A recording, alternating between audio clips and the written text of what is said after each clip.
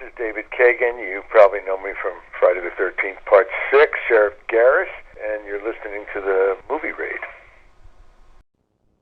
It's time for the Movie Raid, and tonight's victim is actor David Kagen, who's also an acting instructor, and it's played in Friday the 13th, Part 6, Jason Lives. Hi there. So what's going on? Oh, well, just keep doing what I've been doing for a long time. I keep working as an actor, and I keep coaching actors. And I've been doing that, since I got out of college. I just did a project last week. Actually, I did a thing on a soap, and then the week before that, I did a little thing in a film. And then in between all that, I'm coaching other actors and trying to help them get work and to learn about how the business of acting really works.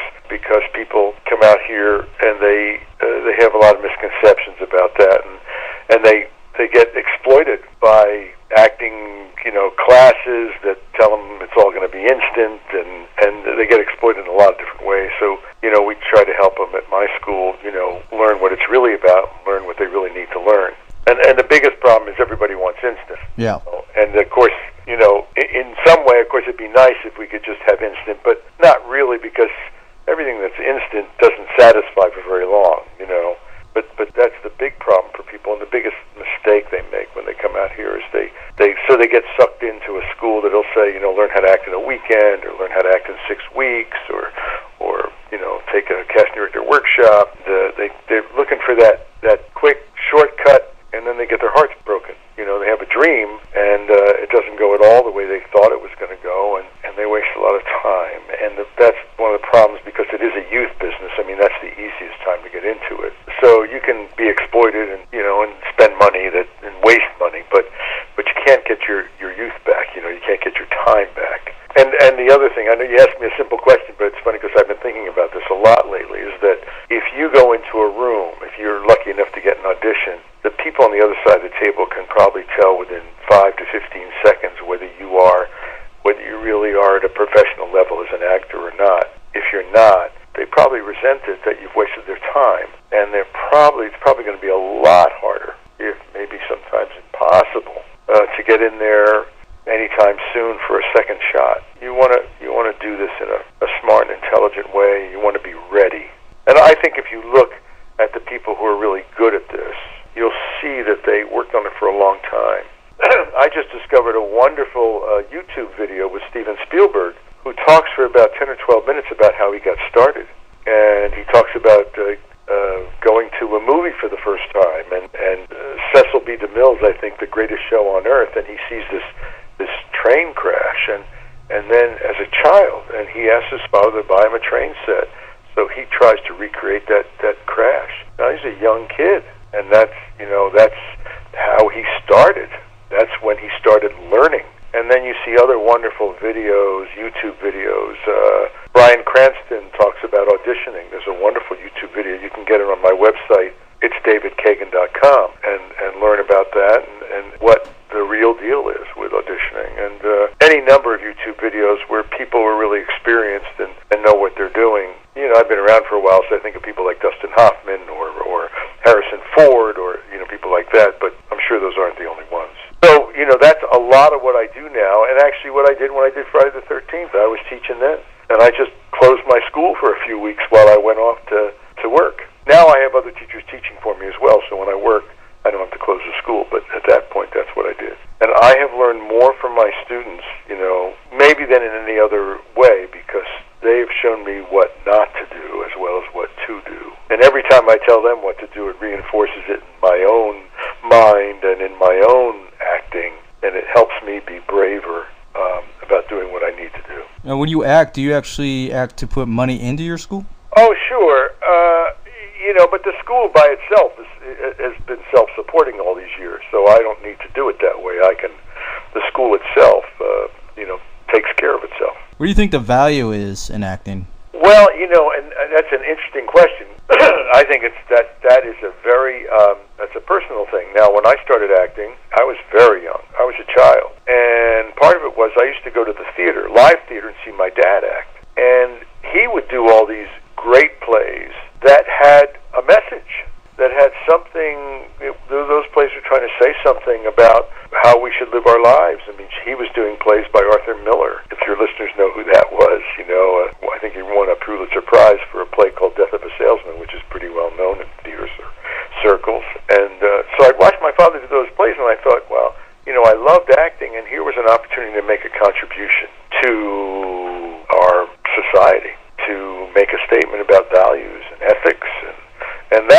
motivated me. Now, it's interesting because I just interviewed a young lady who comes from another country, a very poor country. And when I asked her why, I always ask new students, why do you want to be an actor?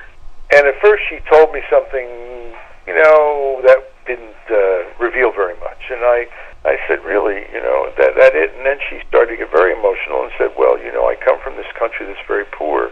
And what I want to do is make money to help the people, help my people in the country that I come from. And that was her passion, and that's her motivation.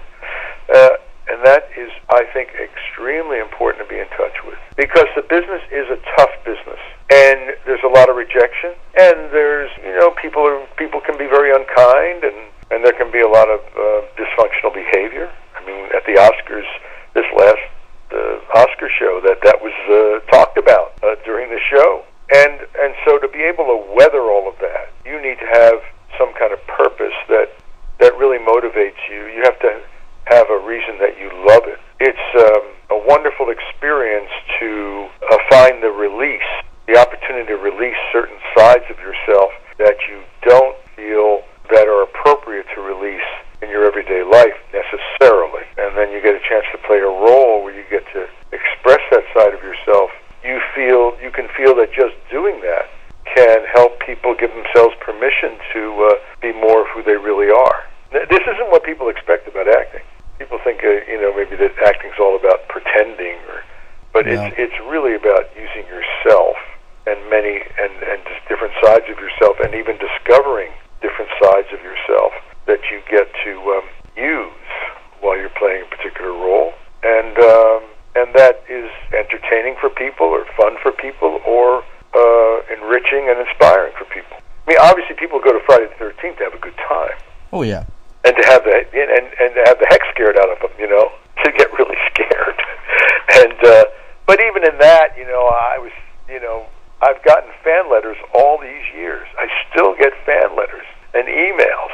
And if I go into a horror convention, a lot of people come up to me and they tell me what it meant to them, or how much they appreciated the performance. So even in that genre, they appreciated what I did. It's not for me to say whether it was good or bad or whatever, but people appreciated that. So whatever I've learned and whatever I believe was evidently enhanced their experience that they were looking for, and that's nice. I'm glad for that. Oh, yeah. I mean, one of the things that happens when you do a convention and you start meeting the people, it's incredible, the range of people who are fans of horror movies and Friday the 13th movies. In some cases, I met people who are shut-ins, people who are disabled, parents bringing their children in a wheelchair up to my table to meet me. It means something to them to find escape and to find fun and to find, to have that experience. It's helpful to them.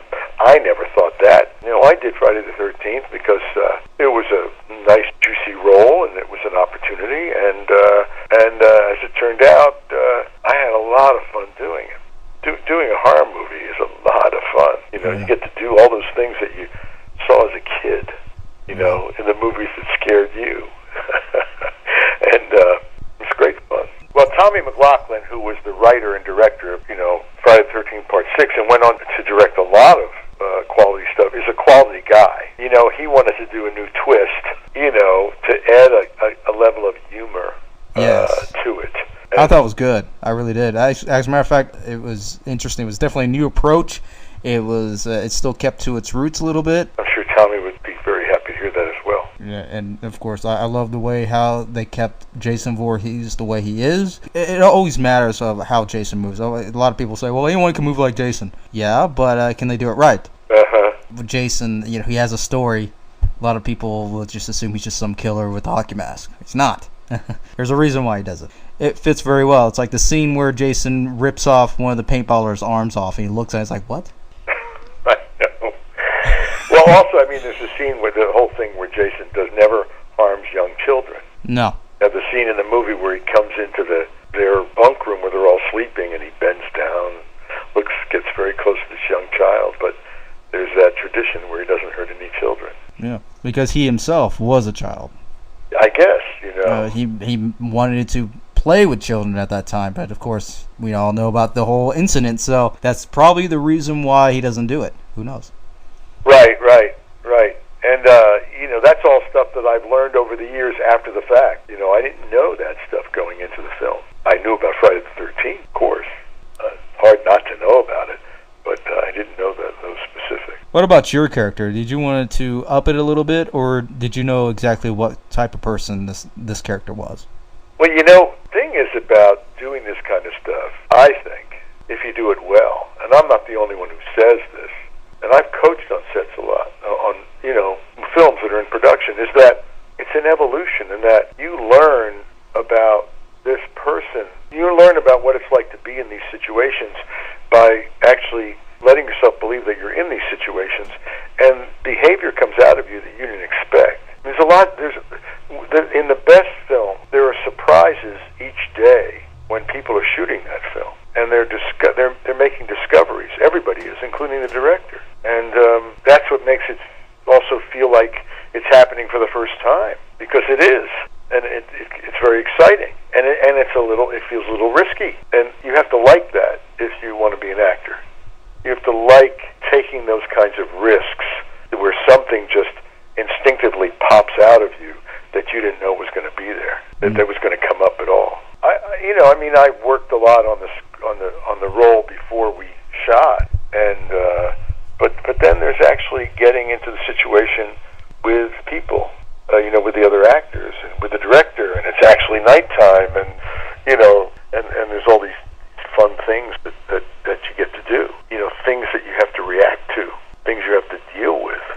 The guy who played Jason was a very strong guy, a physically strong guy. And we ended up, that fight that is in the movie that I have with him, toward the very end of the movie, that was added. And I took that as a wonderful compliment, because that was not in the original script. Whoever it was, probably a group decision between the director and the producers and whatever, decided that, they liked what I was doing or whatever, and they decided it would be a great idea to have this fight, and maybe because they felt people were going to be somewhat sympathetic toward me more than they expected, even though I was so gruff, and so they added this wonderful fight, which if I had to over again, I would go a little slower. I'd go a little more slowly. When I look at it, it looks like the camera's being like over cranked, like an old silent movie. My adrenaline was really going, so I went fast. Oh, that was great fun, So you didn't expect that, but So there are little things along the way you don't know. I think that if you want to do something well as an actor, you don't have it all planned out. Now, there's all kinds of actors out there, and there may very, very well be an actor who would say, oh, no, I work on every detail ahead of time. I work on it until I get it just the way I want it, and then I do it. I guess that's possible. But I think that there's just as many actors, if not many more, who make discoveries each day. They do a scene, and they've done their homework, but what everybody's waiting for are the surprises. That's where it gets very alive and really has that feeling of spontaneity and reality to it. And what this may be, George Bernard Shaw said that acting is self-betrayal, which means that you're revealing something about yourself that you didn't even expect to reveal. That's like a secret part of yourself that you reveal. Oh, yeah. At its best. At its best. Now, again, I'm talking about Friday the 13th. We're talking about a movie where people go to have fun and where it's about blood and gore. So, but that was my training. So, it affected what I did each day when I went to the set. Do you think it's important to the upcoming actors to choose a specific genre to act in, or do you think it's just to be, whatever they feel like? Oh, I think, that it probably is interesting to kind of do both. The reality of the business is, if you look the statistics, the last statistics I saw from the Screen Actors Guild, which is the actors union for film and television, is that, well, actually it's SAG-AFTRA now, is that 8% of the people in the union make a living, and 92% do not. And so, on the one hand, you need to be open. I never saw myself doing daytime dramas, what people call soap operas. I never saw myself doing that. And I've done a lot of work on soaps, on daytime dramas. Okay, fine. I never planned to do a Friday the 13th. I started out learning, I went to Carnegie Mellon, I learned how to do Shakespeare. I learned how to do these the classics, as well as the contemporary classics. And that's where my training was. But I think, on the one hand, you need to have flexibility, and on the other hand, it's probably good to know what you love, to know what you'd really like to be part of, and that shapes how you approach the business and try to market yourself and the people you try to form relationships with. As in any business, I think, it all starts with relationships, with forming relationships and then maintaining relationships. But I do want to emphasize, you have to then have something to offer that's more than just what I hear too often, unfortunately, is people will call me and say, I want to take a few lessons. And I'll say, have you ever studied? And they say, no, but I watch TV. I already know how to do that. And I'm telling you, it just ain't so. That'll be a one in a million. And, if you want to approach the acting business like that, I think you'd be better off buying a lottery ticket. You want to give yourself the best shot at something. I think people who are smart in business know that you do everything that you have control over, including having yourself be as skillful as you can be as an actor or a director or a writer, that you keep honing your skills. Just like a musician never stops practicing, never stops growing, never stops evolving. And you can see that in actors' performances.